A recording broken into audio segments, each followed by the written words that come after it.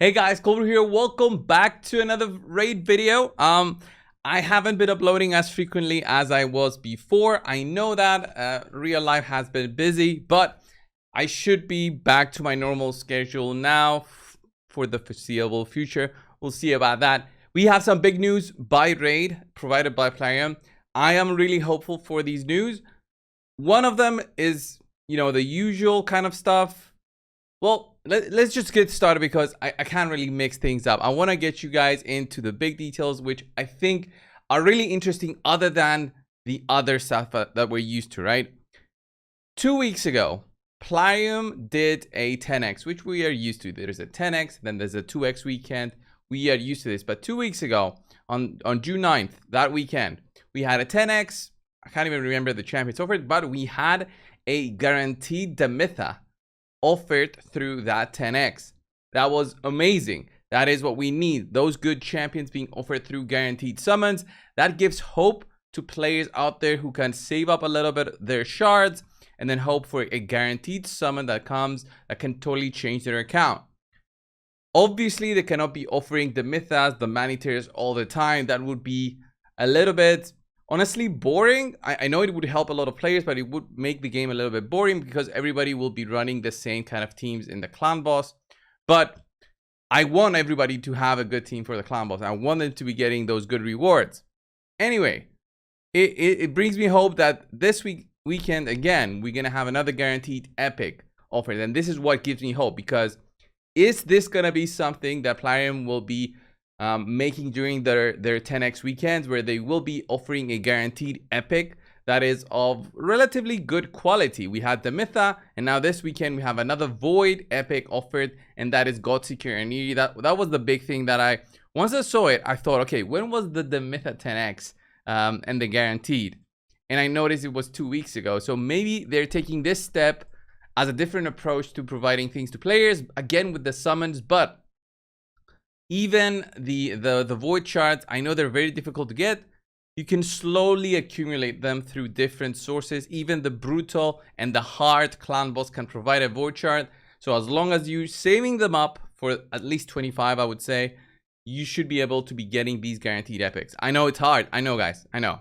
But it's still, it's a way to look forward and be hopeful for maybe a guaranteed in the future that can totally change your account.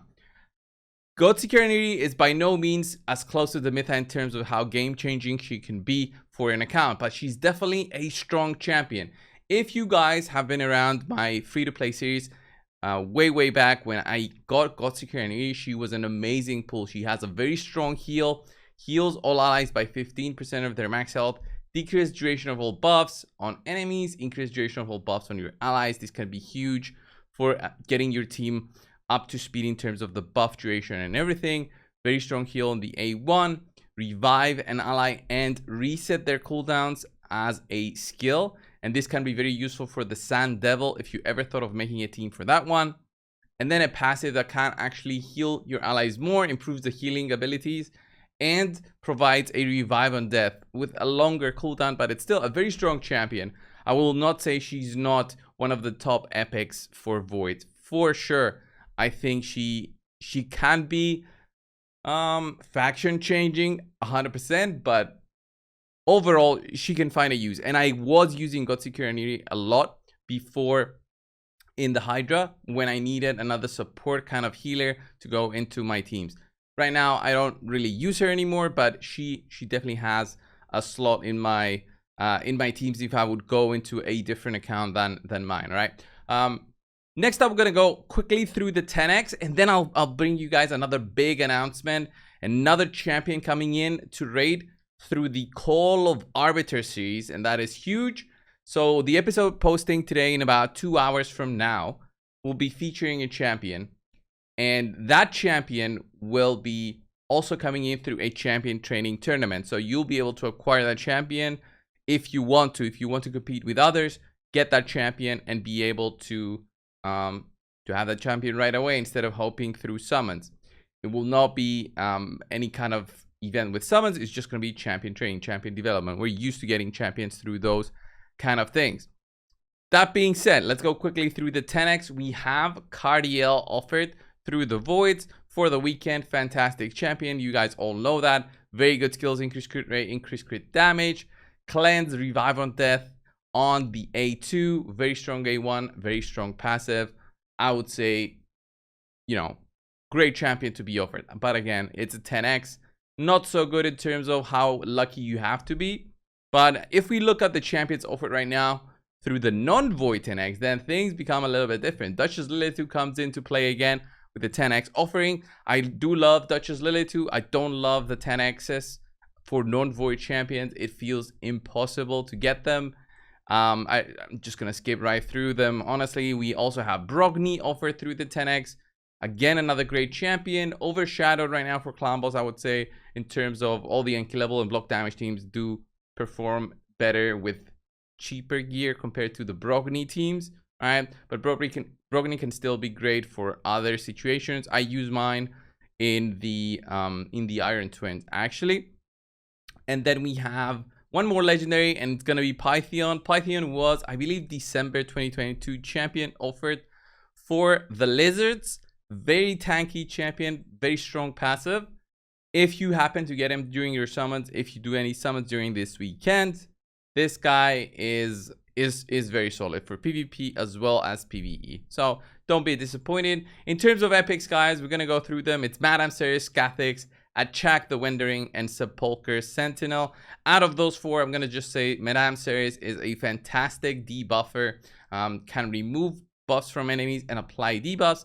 Very strong for beginner accounts in terms of the PvE and PvP potential. PvE not so much because of the longer cooldowns. Even booked out has a 4-turn cooldown for her defense down, so it's not that great for PvE, but it's still worth it if you don't have anything else, especially for a decreased attack, decreased defense combo. Next one up is Scathix over through Voids. Not gonna say he's fantastic, but he does have a block debuff buff that goes on for 2 turns, so can be useful for some clan boss specific teams. We have Achak the Wandering, who's great in the Spider, and then finally Sepulchre Sentinel, who's great for, I would say, clan boss teams, but again, more difficult to build than other kind of scenarios where you're building a block damage or an unkillable team. So again, she's okay. She was great, but now has been overshadowed by those kind of teams, especially for clan boss. So final part of the video, the big news. What kind of news are we waiting for, Cold Brew? Yeah, as I said, the Call of the Arbiter brings in a new champion, which we'll see in a couple of hours from now. Just doing his thing, her thing. Actually, it's a she. Let's have a look at Tatsu. All right, boom, here it is. Tatsu, the attack-based legendary in the Shadowkin faction. Those are the skills right there. And let's get started. Attacks one enemy 2 times with the A1. Each hit transfers a random debuff to the target. Fills the champions by 10% by 5% turn meter, 10% if she does 2 debuffs. And overall, I would say very strong skill, but again, transferring debuffs depends on your accuracy. And she does have accuracy through one of her passives. So I'm seeing that, and immediately I'm thinking that, but then I looked at the passive and I was kind of, okay, her passive, let's just jump right into the passive. Immune to sleep debuffs. Not so many champions in the game have sleep debuffs, but very notable ones is Prince Kaimer and Sifi. So if you were having issues with those 2 champions in the arenas, then she will be great for that one, since she'll be immune to the sleep. Increases champion's accuracy by 10 and crit damage by 3% for each buff on the enemy team. That can be really huge. The accuracy especially can mean, you know, with 10 buffs on the enemy team, you're fighting, let's say, a 4 champion team, right? In PvP, they have from 2 or 3 buffs each, which is a very, very plausible scenario. That's 12 buffs. That's 120 accuracy. That is a very easy way for you to apply debuffs. Crit damage, on the other hand, 3% over 12 buffs. That is going to be about 33%, right? 36% if it's 12 buffs. I think that is okay. They could have done it as 5%. That wouldn't be that huge, but it would make her, you know, a menace. She would have been an amazing champion to have. Like, okay, you want to buff up? Yeah, you'll get hurt when you buff up, okay? That would have been ideal. But they went with the 3%. It's still okay. Still 36%. It's like having an amulet with crit damage again. So it's all right. It's all right. Let's go over back to her A2. Attacks all enemies. 75% chance of placing decreased resistance on all enemies. And a sleep debuff for all enemies for 1 turn. Fills this champion's turn meter by 10% for each debuff placed. So, good thing about this one, decreased resistance can be very solid, but that would mean that she has already enough high accuracy for her to allow her remaining team members to apply their debuff. So she'll apply the decreased resistance. That is great. It helps the next champion who has 200 accuracy instead of 400 to apply debuffs on the enemies. That being said, you're not going to do this on a champion, on an attack-based champion. You're not going to run them with insane amounts of accuracy. So would I be using this champion for something like an off-pick role? Well, I don't know her multiplier, so I can't tell you guys whether she'll be the biggest nuker out there. But just from seeing the skills, I know that she will be pretty average. I'm gonna say. I'm not being negative, but I just know on how Plarium builds these kind of champions, where they are in a mix of kind of roles they're supposed to be doing, like both being a debuffer and an attack-based champion. They can't do both, right? They can't do both perfectly well. So they have to take a middle ground, and the middle ground does not fit, the later parts of Arena where you want to be, using a dedicated, I only want damage kind of champion. Finally, Purgation Blade attacks one enemy 2 times. So single target before attacking, removes all debuffs and steals all buffs from the target enemy. This I like. I specifically like this because this can enable you to kill those pesky, tanky targets that have so many buffs. That makes it insane. Removing all debuffs as well is also pretty solid. Let's say you have a decreased attack on you, decreased defense. That can be good for you to make you, bring you back to normal. Places a 50% increased attack buff and a 30% increased crit damage buff on this champion for 2 turns.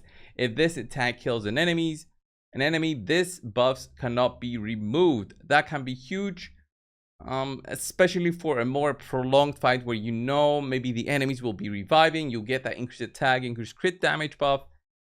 Really helps you ramp up your damage a little bit. Again, this champion you will not see this champion be the next Harima or something that beats Taras Marichka, all right? But she will be a champion that can be solid, I would say, even without seeing the multipliers, as a champion to use as a damage dealer against those magic enemies. Against the spirit enemies, you're still gonna have issues. It's not like Harima. But again, pretty cool that they're adding this champion through a champion training. I wonder on how easy it's gonna be for all players out there, if it's gonna be like a 100-player bracket. We'll see that soon enough pop up within the game. Maybe I need to reset my game to see that, but for now I don't see it. Champion training tournaments can be very difficult, guys. Do not be concerned if you cannot win this champion. These can be very difficult to do, and most of the time it's the whale players that beat these, but sometimes you can get lucky enough with a more reasonable kind of bracket where maybe you do 20,000 points and get the champion.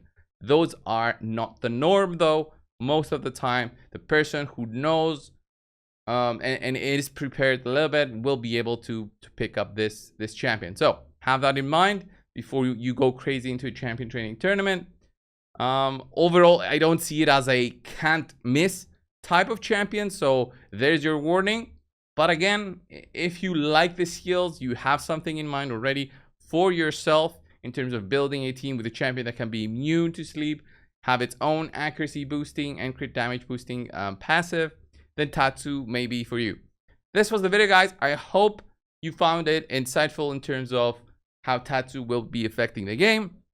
I'm really hopeful overall for what Plarium will be bringing in because of the 2 weeks ago we had, as I said, the guaranteed for the meta, and now this time around we have the guaranteed for Godseeker and E. So I'm hoping in the future every 10x weekend we have kind of a guaranteed.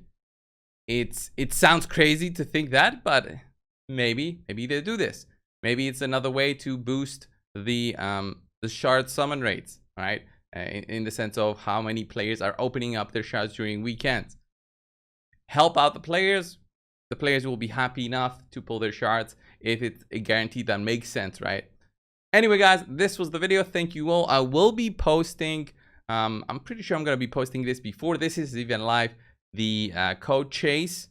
So I always post this during the Thursday that is on, and I want to be getting you guys the code to get those freebie rewards every single week.